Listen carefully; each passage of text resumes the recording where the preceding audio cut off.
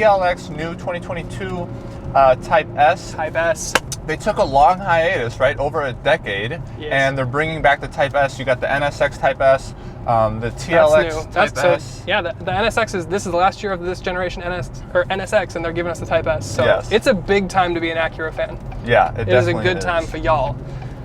You know what? It's going to be difficult to do this, guys, because we just got out of a Civic Type R, and just the whole dynamics and user inputs are just completely different. But you know what? This thing sounds good. So you got a 3-liter turbo V6 twin scroll, making 355 horsepower, 354 pound-feet of torque, 0 to 60. And this is not impressive, guys, unfortunately. 5 seconds, so it's a bit slower than its German counterparts. Yeah. We're actually here, we're gonna do a review on a GV70, the new Genesis SUV, and that thing actually gets to 60 a little bit quicker than this by like 0.1 of a second. Yeah, that's like the Alfa Romeo treatment. Like the Giulia Quadrifoglio gets to 60 slower than the Stelvio Quadrifoglio. This less weight in this thing's downfall is its weight. It's 4,200 pounds. It's also pretty long.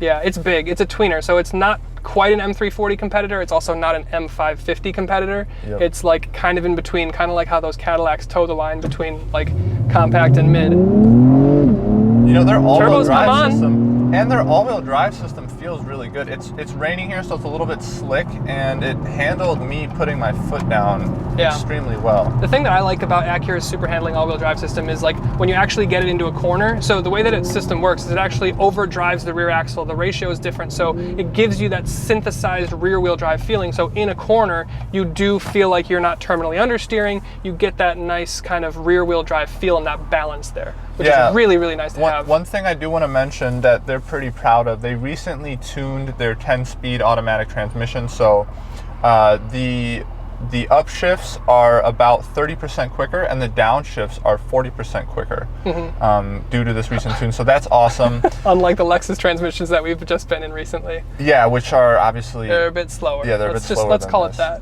yeah. But they call it their SH all-wheel drive system, which stands for... super handling. Yeah, super handling. Super handling. Which it sounds kind of cringy, but... it does work really well. It works really, really well. So they can send 70% of the torque to the rear wheels, and they can send 100% of that to either wheel. Yeah. And I realized that we're so you can have 70% of your torque on your back right wheel as you're going through this left-hand bend. So that's really, really nice to see. So it's true. It's torque vectoring. It's a very good system. Now I want to talk about the power band real quick. All of the torque really comes around 1,400 RPMs, and then that carries through to about 5,000 RPMs. Yeah, that's that twin scroll turbo. Yep. Its peak 355 horsepower. It comes on at about 5,000 RPMs, and then 5,500 RPMs, and then it redlines at around 6,200 RPMs. So yeah, which makes total sense for a normal power band, and especially a turbo one. Like that's why you want the turbo, because you get that low down torque to get you off the line to make it feel jumpy and quick. The twin scroll. Right, exactly. Yes. And then as you get higher into the rev band, you're already gaining speed. That's when horsepower becomes more of a factor. Yes. This is the thing I think people don't understand. Like in America here, we buy horsepower. We buy for that horsepower number, but we drive the torque number. That's what makes it feel fast and feel sporty to us. Yeah, absolutely. So this, I think, accomplishes that very well. The torque band is split really well.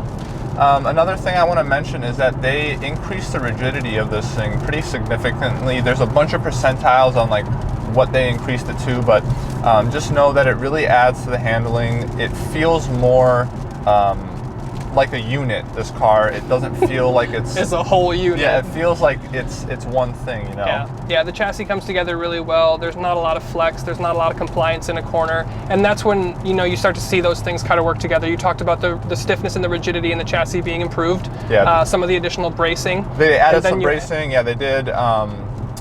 They did stiffer sway bars. Yeah, and then they did thicker sway bars, and yeah. So all of that works with the super handling all-wheel drive system to give it really that dynamic feeling. I love saying it. Should we talk about exterior look, or do you want to save it for you? Yeah. Let's talk about the exterior a little bit. Nailed it.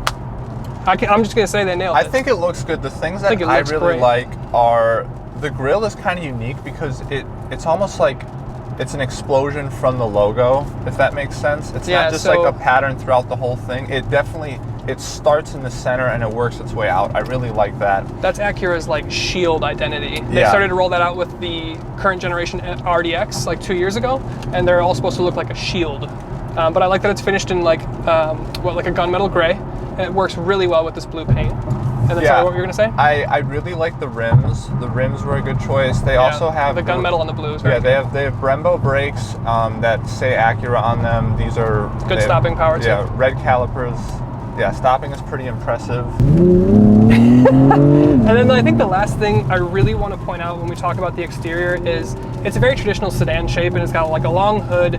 It's got a reasonably big cabin, but you really see the length of this thing from the profile. It's a very long sedan. In the back, you have pretty cool taillights, I think. I think, again, the design comes together really well, in my opinion. I think the blue works well with the gunmetal. You get down to your bottom of your bumper, quad exhaust. I think they're too big.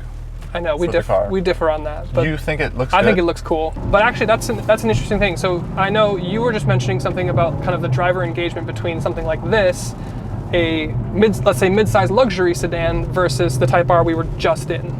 Yeah, I just think it's just such a completely different driving experience. The engagement is so different. Your connection to the car is just so different. I mean, obviously, right, this is supposed to be a luxury sedan. For that reason, it's heavy. It's heavy. Yeah. The steering is more electronically assisted. Exactly. It's automatic, right? It's just a bit more refined. I think the thing that I like about the Type R is it's just so raw. Yeah. Well, that also comes from the engine is smaller. Yeah. And there's less weight over that front axle. So those are your drive wheels and your steering wheels. So you feel everything through the steering wheel when you're in the Type R. Versus this, you're sending power different places. You've got more weight over the front axle. Right. It feels a little bit less communicative through the wheel.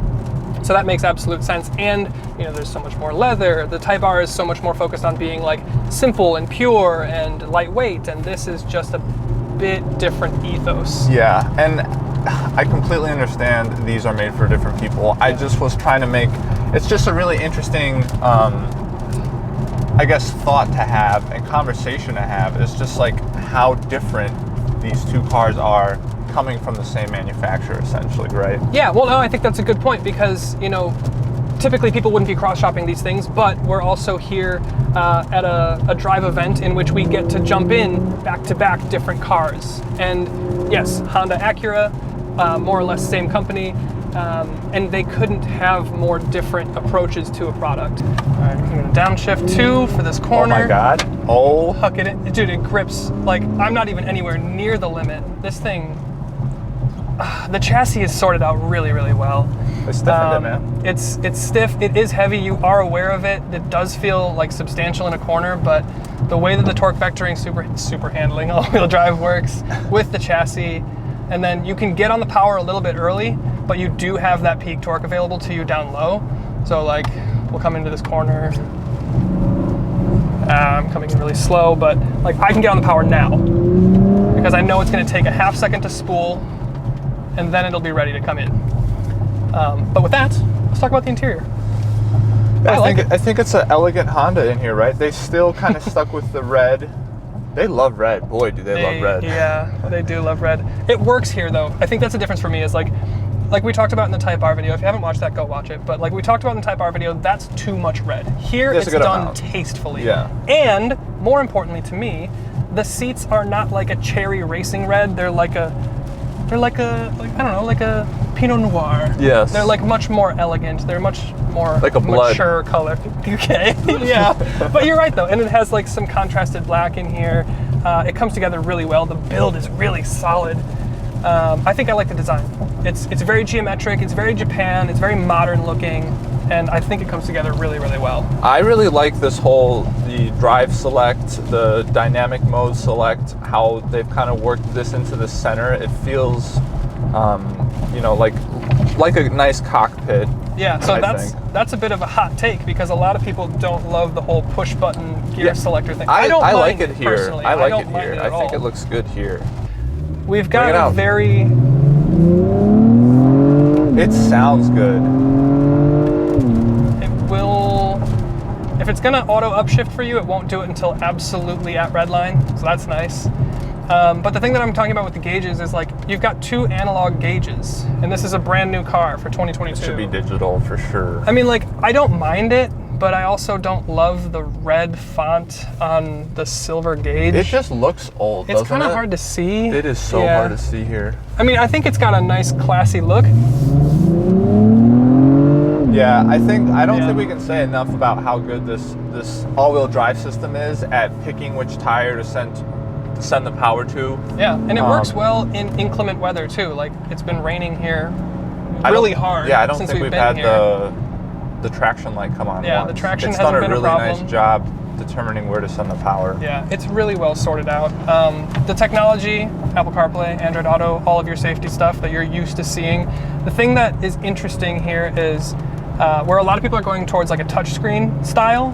This is kind of trackpad, but it's also like, I forget what they call it. It's like relative touch. But like if you want to get something in the top left of the screen, you have to put your finger in the top left of that pad. You can't like, I mean, you can scroll it, but like it's true touch. So like if you see something on screen, that's where you put your finger. I think it works a little bit better than Lexus with my 30 seconds of, oh my gosh, that's a stop sign.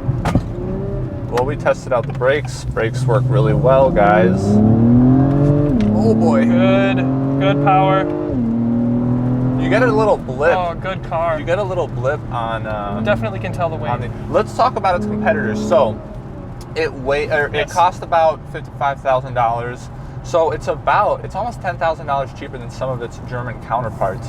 Yeah, I think that's where the value proposition is made, because it's not as sharp or dynamic as something like a BMW. It's not quite as luxurious as something like an Audi or a Mercedes, but it's slower. It's still fun. It's still nice. It's slower. It's heavier, and it's got some older tech, but it's a lot cheaper. So right, that's the thing.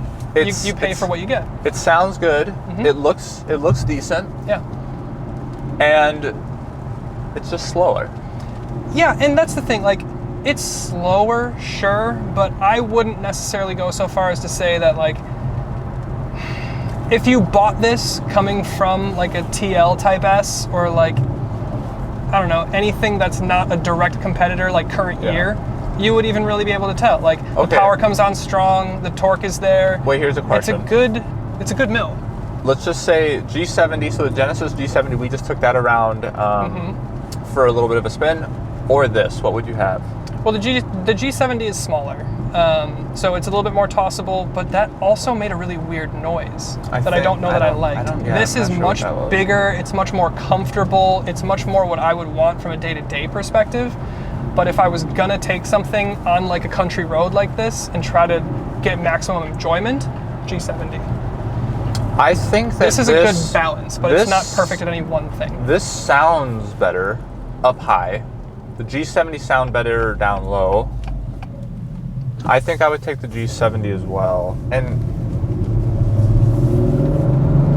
I think it's a really close call though. Yeah, I think for what you're getting here, you're getting a really complete package. You're getting a luxury sedan. It's got plenty of room and interior space. The powertrain is, sure, it's a little bit slower than competitors. It's a little bit less powerful than competitors, but it's not so much so that it feels underpowered. It still feels like a very competent sports luxury sedan. It's just it just needs to go on a little bit of a diet.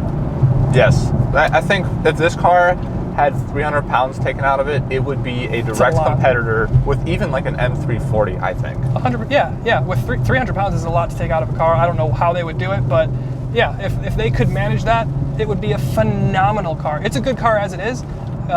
Take 100, 200, 300 pounds out of it, would be a fabulous car. Yeah. So yeah, if you're looking at buying this or you're even considering it, it's a good choice. Go for it. Thanks so much for watching, and we'll see you next time.